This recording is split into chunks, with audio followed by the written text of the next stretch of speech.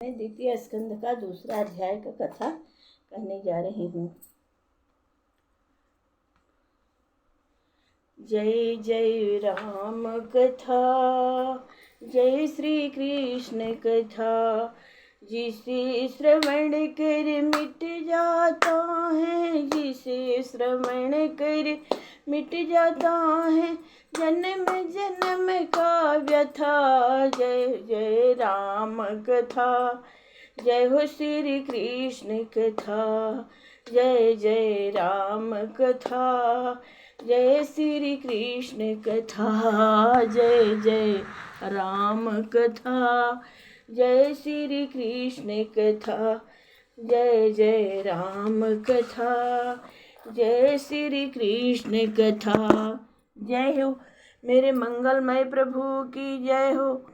जय जय मायापति की जय हो। जय जय अष्ट सिद्धि नवनिधि की जय हो। जय हो मंगलमय भगवान की जय, बाल गोपाल की जय हो। सर्वदेव सर्वदेवी सर्ववेद ग्रंथ तुलसी ठाकुर तुलसी नारायण की जय हो। जय जय भगवान दामोदर की जय हो। जय जय मंगलमय प्रभु की जय हो।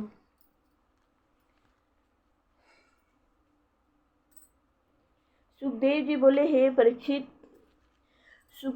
बोले, हे राजा परीक्षित, सृष्टि के आरंभ में प्रजापति ब्रह्मा ने भी ऐसा ही विचार किया था। ब्रह्मा के इन विचारों से प्रसन्न होकर भगवान ने भी उन्हें प्रलय के पूर्व की स्मृति, जो प्रलय काल के कारण लुप्त हो गई थी, प्रदान कर दी। अपनी पूर्व स्मृति को पाकर ब्रह्मा की बुद्धि निश्चित हो गई, उनकी दृष्टि अमोघ हो गई। उनको भगवान की लीलाओं तथा उनके ईश्वर तत्व का पूर्ण ज्ञान हो गया। उन्होंने उसी ज्ञान के द्वारा संसार की पुनः सृष्टि कर दी। हे राजा परीक्षित, वेदों का अर्थ अति रहस्यमय है। उनके अर्थ को न समझकर बहुत से प्राणी स्वर्ग आदि की प्राप्ति के चक्कर में फंस जाते हैं। जीव स्वर्ग आदि लोकों की प्राप्ति की वासनाओं में भटकता है, उसे कहीं भी सच्ची शांति तथा सच्चा सुख नहीं प्राप्त होता है। अतः ज्ञानी पुरुषों को चाहिए कि वे संसारिक वस्तुओं की उतनी ही चाह करें जितनी उन्हें आवश्यकता हो। सब वस्तुओं को निसार समझकर उनमें लीन न होवें। यदि भाग्यवश वे वस्तु अन्यास ही प्राप्त हो जाती हैं तो उनके अधिक उपार्जन का प्रयत्न न करें। जैसे पृथ्वी शयन के लिए मिलती हैं तो पलंग प्राप्ति का प्रयत्न न करें। यदि भुजाएं सिर के नीचे लगाने के लिए मौजूद हैं तो तकिए की कोई आवश्यकता नहीं है। जब अंजलि से बर्तनों का काम चल सकता है तब बर्तन जुटाने की आवश्यकता नहीं है। वृक्ष की छाल से वस्त्रों का काम चल सकता है, मार्ग में पड़े हुए चिथड़ों से काम चल सकता है। वृक्षों के फल फूल पत्तों से भूख दूर हो सकती हैं।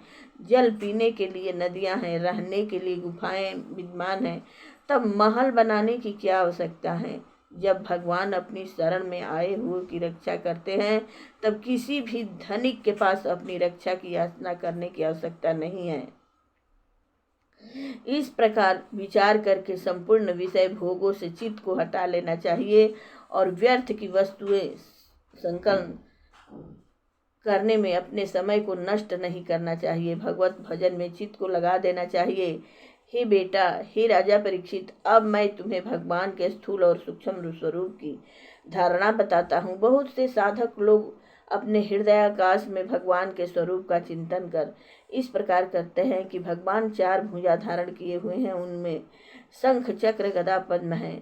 उनके मुख पर मंद मंद मुस्कान झलक रही है, कमलवत नेत्र हैं, कमल पुष्प के समान पीला वस्त्र पहने हुए हैं, विशाल भुजदंडों में रत्न जड़ित बाजूबंद हैं, सिर पर अति सुंदर रत्न जड़ित मुकुट शोभायमान है, कानों में कुंडल तथा कंठ में कस्तूम मणि है और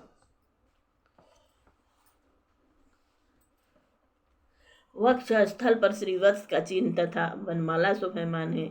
योगियों के खिले हुए सहस्त्र दल वाले हृदय कमल पर उनके चरण विराजमान हैं। भगवान के बाल चिकने घुंघराले हैं, संपूर्ण अंग प्रत्यंग आभूषणों से सुशोभित हैं और वे अपनी मंद मंद मुस्कान से भक्त की ओर देख रहे हैं। जब तक साधक का मन स्थिर न हो जाए तब तक भगवान के उसी मोहिनी रूप का ध्यान करना चाहिए। साधक की ज्यों-ज्यों बुद्धि तथा मन भगवत भक्ति में लगती जाएगी त्यों-त्यों उसका चित्त स्थिर होता जाएगा। जब तक साधक को भगवान के एक एक अंग का ठीक ठीक ध्यान होने लगे तब तक वह नित्य नियम से इसी प्रकार भगवान के स्थूल शरीर का चिंतन करता रहे। उन्हीं के सगुण और निर्गुण रूप हैं। हे राजा परीक्षित, जब योगी अपने शरीर को त्यागना चाहे तब देश काल का कोई विचार नहीं करे, सुख के साथ एक आसन से बैठ कर अपनी संपूर्ण इंद्रियों को बस में कर लें। पश्चात अपनी शुद्ध बुद्धि से मन को बस में करें। तब तन और बुद्धि को क्षेत्रज्ञ में जीव और क्षेत्रज्ञ को अंतरात्मा ईश्वर में विलीन कर दे। इस प्रकार परमात्मा में विलीन होकर साधक शांतमय शांति हो जाए। इतना कर लेने पर फिर साधक को कुछ करना शेष नहीं रहता है। उस समय वह सत रज तम इन तीनों गुणों से मुक्त हो जाता है। अहंकार, महत्व तथा प्रकृति का अस्तित्व भी दूर हो जाता है। उस समय उसे काल भी ग्रसित करने में असमर्थ होता है। योगी जन परमात्मा के अतिरिक्त संपूर्ण पदार्थों को त्याग देते हैं। शरीर से संबंध रखने वाले संपूर्ण पदार्थों की आसक्ति का त्याग करके भगवान के स्वरूप में आसक्त हो जाते हैं। भगवान का यही परम पद है।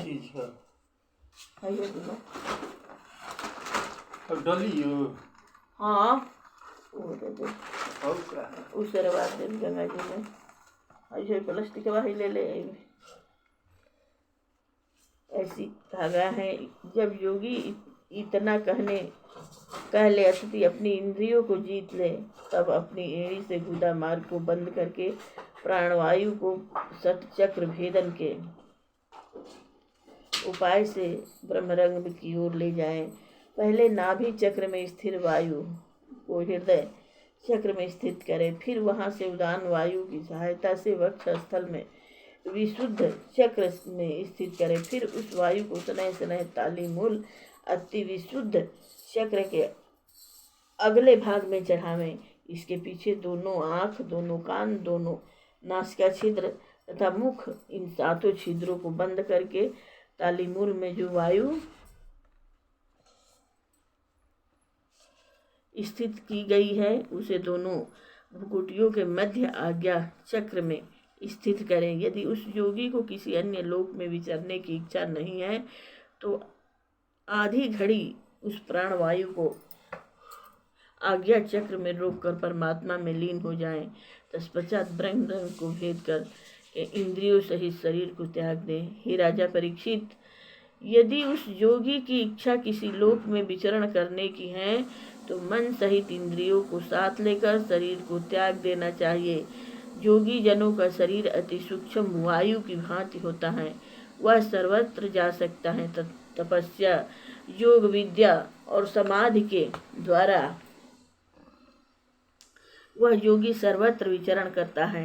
कर्म बंधन के द्वारा ही प्राणी कहीं भी रोक टोक नहीं विचर सकता है। योगी जब ब्रह्मलोक हो जाता है तब प्रथम वह आकाश लोक में होता हुआ अग्नि लोक में पहुंचता है। वहां उसके शेष पाप नष्ट हो जाते हैं। तत्पश्चात ध्रुव के निवास स्थान शिशुमार चक्र में जाता है। वह शिशुमार चक्र ब्रह्मांड भ्रमण का मुख्य केंद्र है।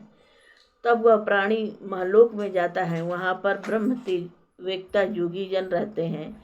जब प्रलय काल आता है तब शेष के मुख से अग्नि निकलती है और वह नीचे के संपूर्ण लोकों को भस्म कर देती है।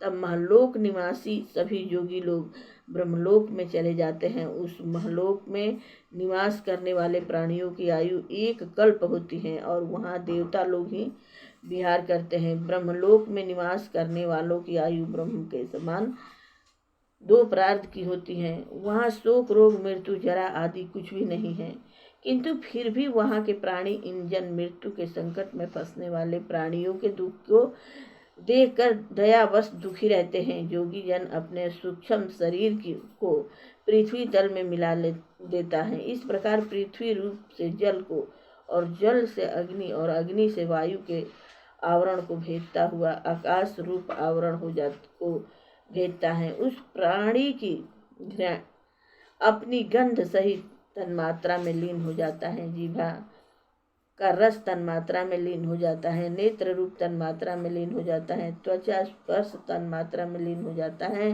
कान रोम तन्मात्रा में लीन हो जाता है तथा संपूर्ण कर्मेंद्रियां अपनी अपनी तन्मात्राओं में लीन होकर सूक्ष्म शरीर को प्राप्त करती हैं। प्राणी इस प्रकार पंचभूतों से बने हुए स्थूल शरीर से सूक्ष्म आवरणों में लीन हो जाता है। तब वह अहंकार में लीन हो जाता है। उसमें वह अपने सूक्ष्म भूतों को भी तामस अहंकार में लीन कर देता है, अपनी इंद्रियों को राक्षस अहंकार में लीन कर देता है और मन सहित सब इंद्रियों के स्वामी देवताओं को सात्विक अहंकार में विलीन कर देता है। तत्पश्चात वह महत्व में प्रवेश करता है। इसके पश्चात संपूर्ण गुणों के लय स्थान प्रकृति में लय हो जाता है। हे राजा परीक्षित, महाप्रलय काल में प्रकृति या आवरण भी लय हो जाता है, किंतु योगी जन परमानंद में मग्न होकर आनंद स्वरूप ईश्वर में लीन हो जाते हैं। उन्हें इस संसार में आने की आवश्यकता नहीं होती है। हे राजा परीक्षित, इससे ज्ञानियों ने तथा वेदों ने सगो मुक्ति और क्रम मुक्ति कही है। जो प्राणी संसारिक विषय भोगों में लीन है, उनको भगवान की प्राप्ति के अतिरिक्त और कोई कल्याणमय उपाय नहीं है। प्रजापति ब्रह्म ने संपूर्ण वेदों को बड़े ध्यान से पढ़ने के पश्चात यही निश्चय किया है कि सच्चिदानंद घन परमात्मा के प्रति भक्ति और प्रेम होना ही सर्वोत्तम धर्म है। संपूर्ण प्राणियों तथा भूतों में भगवान कृष्ण ही आत्मा के रूप में विद्यमान है। इसलिए हे राजा परीक्षित, मनुष्य को सर्वदा सब स्थितियों में अपनी शक्ति के अनुसार भगवान श्री कृष्ण चंद्र की कथाओं श्रवण कीर्तन और स्मरण करना चाहिए। उससे विषय वासनाओं के संपूर्ण विषैले मल धुल जाते हैं और भगवान की प्राप्ति होती है। प्रेम से बोलो मंगलमय भगवान की जय हो। जय जय राम कथा, जय श्री कृष्ण कथा। प्रेम से बोलिए भागवत भगवंत की जय।